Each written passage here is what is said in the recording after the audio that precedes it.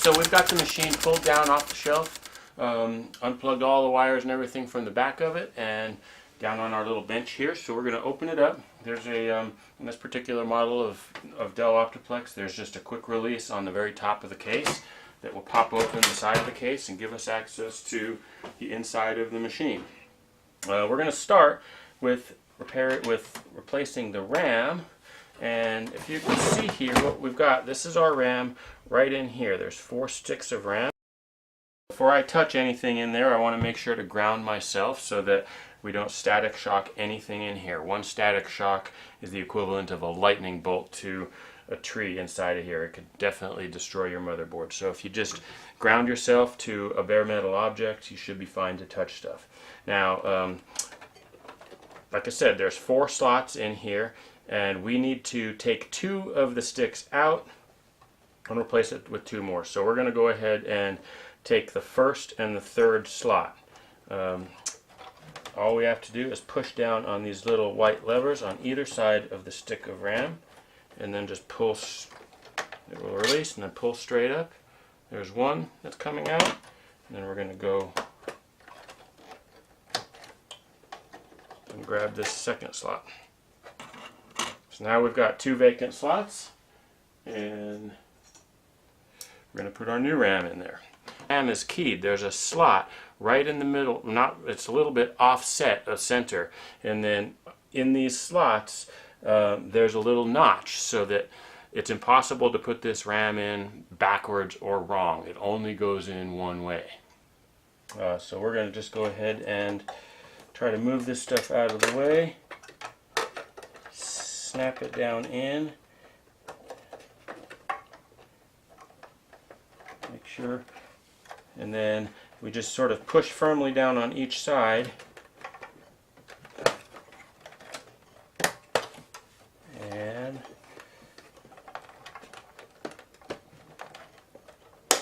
you can hear those little clips snapping back into place. That tells us that we've got it in and it's seated properly. This one will be a little bit easier to see because it's not being obscured by his DVD drive right there. So again, you just line it up in the slot, push down firmly on each side until it snaps into place. Done. The RAM is upgraded. What we happen to have is a PCIe video card, which is going to be this black slot right here. So the first thing we need to do is take off the back panel so that the back of the video card can protrude out of the case. And to do that, all we have to do is flip this little switch up, take out the sheet metal piece, and we're ready to snap the video card right into place. Sort of have to finesse it in, line it up just so, and push it down until it snaps in. It should. Then we're gonna flip this back down. This secures it at the end, and the whole thing should be fairly stable inside. There's a little bit of play back and forth, but not up and down. It's definitely firmly in there. That's all there is to installing this video card. Some video cards require extra power, in which case we would have a little plug at the back of the video card and we would have to run power from the power supply over here and provide it with extra power. But this particular card does not require extra power. It gets its power directly from the motherboard. So we're okay there.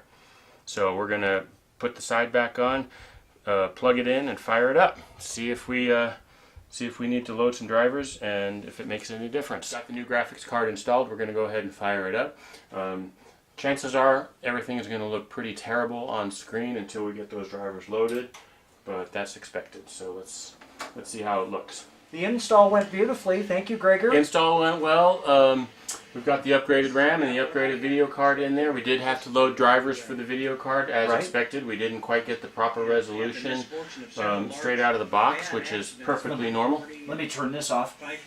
We have this playing in the background and it's working smooth. So the first thing we did is Brian fired up his video editing software and we loaded a video clip that he was having trouble with before, and it seems to be running much more smoothly now. Isn't that correct, Brian? Definitely. All right. Sure cool. is. So we did a little bit of good today, don't you think? Yes, indeed. Thank you All very right, much, you're Gregory. very welcome, We're gonna Brian. go All get right. a cerveza. We'll show you that in a minute. Excellent. Black and light. The best part of any job. Finishing it Absolutely. and having a beer. That. All right. Cheers. Thank you very Cheers, much. Brian. Thank you. Cheers.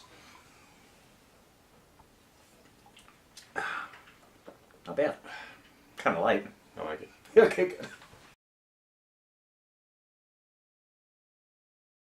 What kind of cost do you think folks could do this with the graphics card used and with RAM sticks used?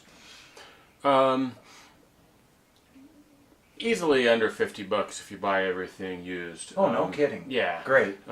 Sometimes it's not worth it to buy used RAM because it's pretty inexpensive to buy it new. Oh, okay. So, if you bought new stuff, you're talking about $60 or $70, but it would make a dramatic difference on an older machine. The other upgrade that is often a very dramatic upgrade at a very low cost is to change your hard drive, your storage space that we talked about earlier, Right. from what we call a spinning disk, which has spinning platters inside, to the newer technology of a solid state drive. And a solid state drive is more like flash memory like this, and the computer can access it much more quickly, and it also doesn't get fragmented to the same degree. So for about $100 you can upgrade. It's a little bit more complicated of an upgrade because you have to basically clone your entire operating system over to the new drive so you don't lose anything, but it's another thing that will make a fairly dramatic difference on an older computer at a pretty low cost. So Excellent. maybe someday. That is, that's something that they had mentioned at the computer store too. Yeah. Solid state They hard call them drive. SSD hard drives, Great. and they are coming They are coming down in price significantly. Okay. Today, as a matter of fact, some buddies and I were talking about a new terabyte solid state hard drive, which is the same size as you have in here now, except you have the old style spinning disk. And a terabyte solid state is about $180, which is pretty cheap for that much storage of flash memory. You can get 128 or a 256 gig solid state for under 100. Amazing. Yeah, It's really come a long way. indeed it has. I think back in elementary school they had the punch cards. Oh, right. Yeah. Don't fold, bend, or mutilate. Yeah. Of course, we always did, but And- you weren't supposed to. And when I started working on computers, everything was measured in megabytes, not gigabytes. Right. So it's come a long way Yeah. for me as well. Excellent. Thanks again, guys. Thanks for watching. You betcha. Adios.